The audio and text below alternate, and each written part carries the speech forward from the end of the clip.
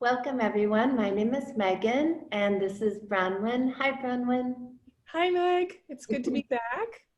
Yes, it's so good to be back, and we've arrived in September of 2020, and we are recording this right on the cusp of the new moon for September. So it is a Virgo new moon, and it is, you know, everything about a new moon, in my opinion, is good this year because each new moon brings us closer to the end of 2020.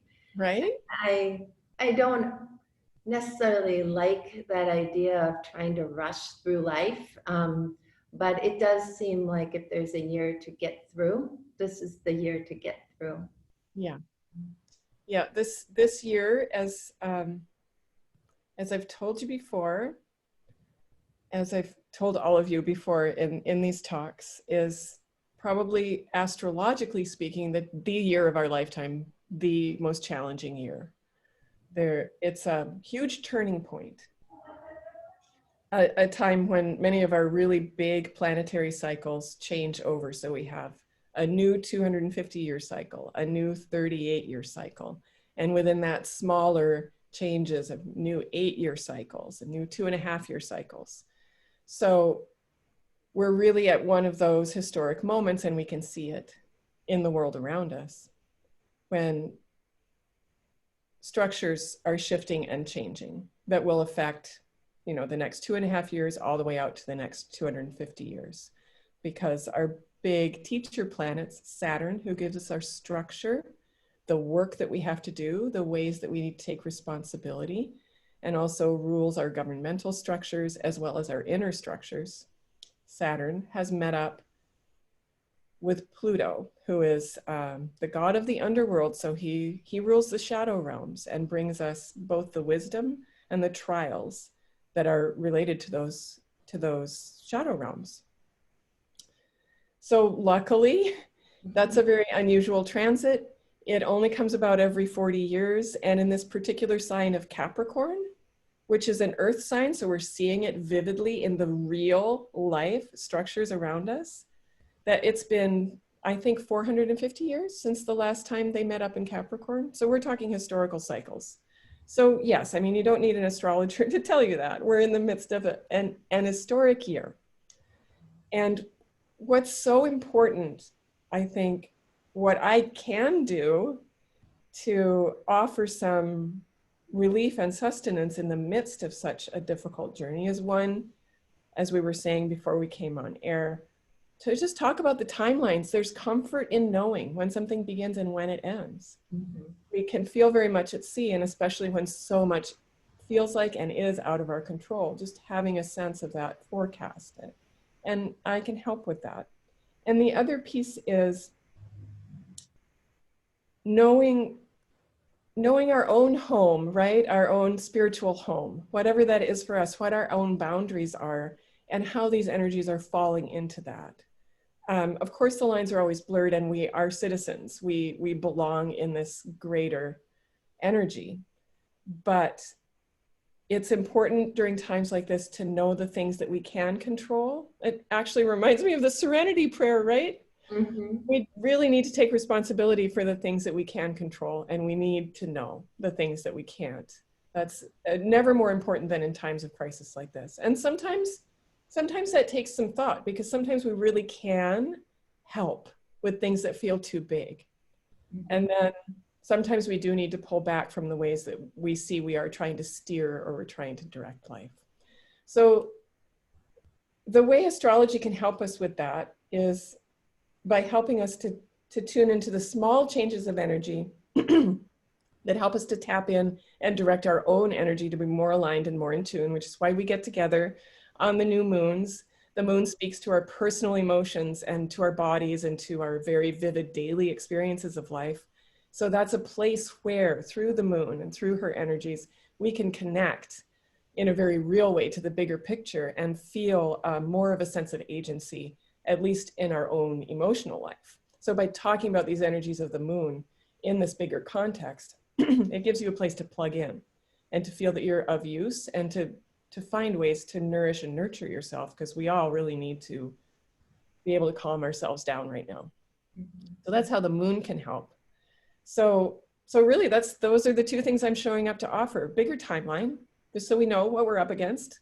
And then what can I do emotionally to take care of my own self, my own life, my own energies?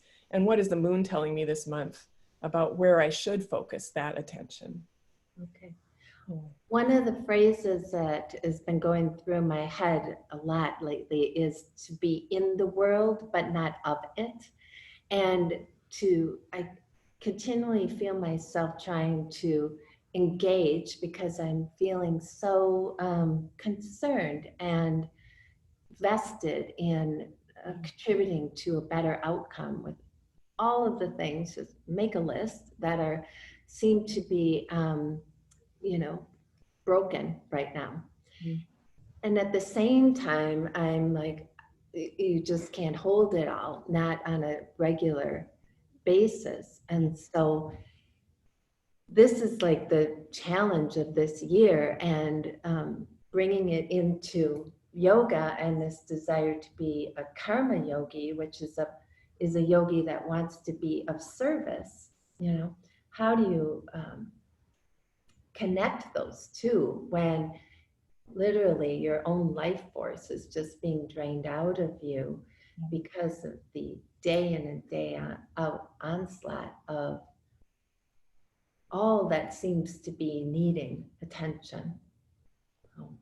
So I think this is the place where the comfort that I can offer is in the form of timing. Mm-hmm.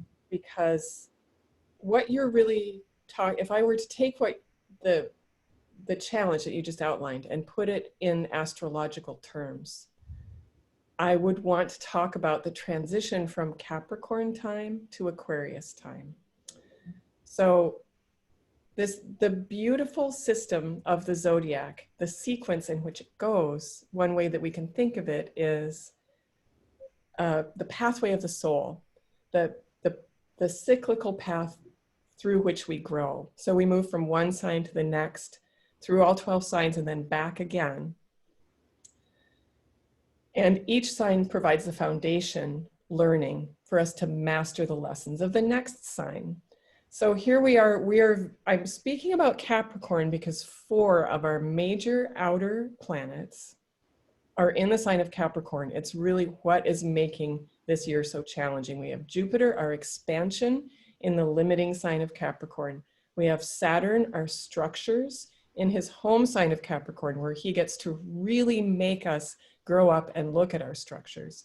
We have Pluto that I mentioned before, the god of the underworld in Capricorn. And we have beautiful goddess Pallas Athena, who is about the patterns of our lives and how we see that big picture. They're all in Capricorn. Think about that little mountain goat of Capricorn. Mm-hmm. Capricorn is the magical sea goat, but Capricorn is also just that little mountain goat who's up against that rock face, who lives, this is the symbol, we're living our entire life kind of facing the rock.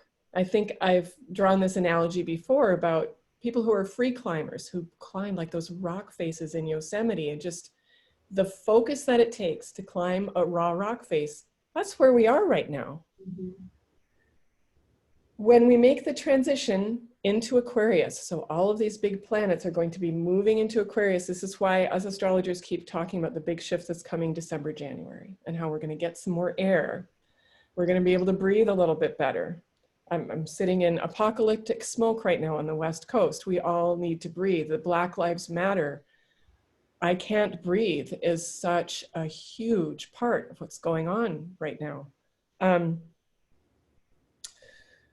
So we're all yearning for that.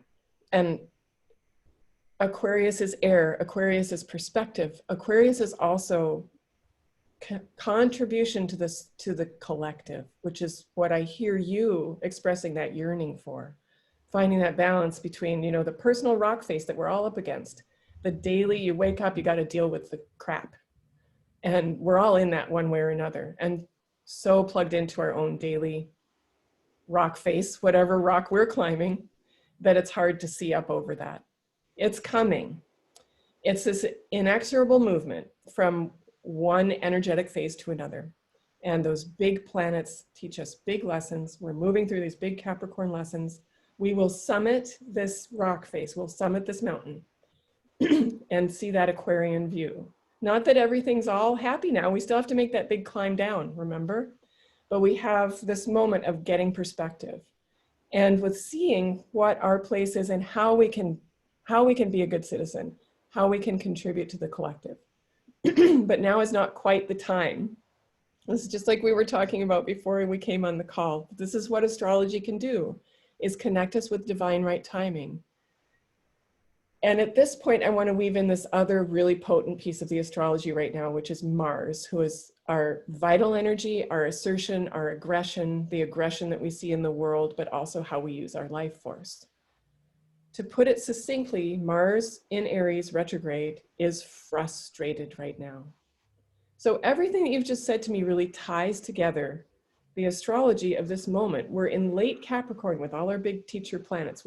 We're almost at the summit, but we're still climbing that rock face. And all we can really focus on is where we are and what's in front of us. We're going to come up over the edge and see what we need to do, what the bigger picture is, how we fit into the collective. But in the meantime, we've got a month or so, this month coming up, with Mars kind of prodding us, causing us to feel frustrated, causing us to see the places where we feel stuck and inflamed.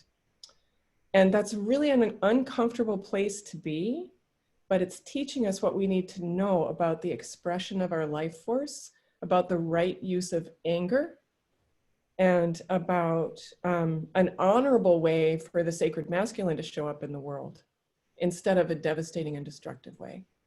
So Mars is here uncomfortably, seems like the worst timing, but it's actually perfect timing for us to complete this lesson of Capricorn in the fires, really, of Mars and Aries.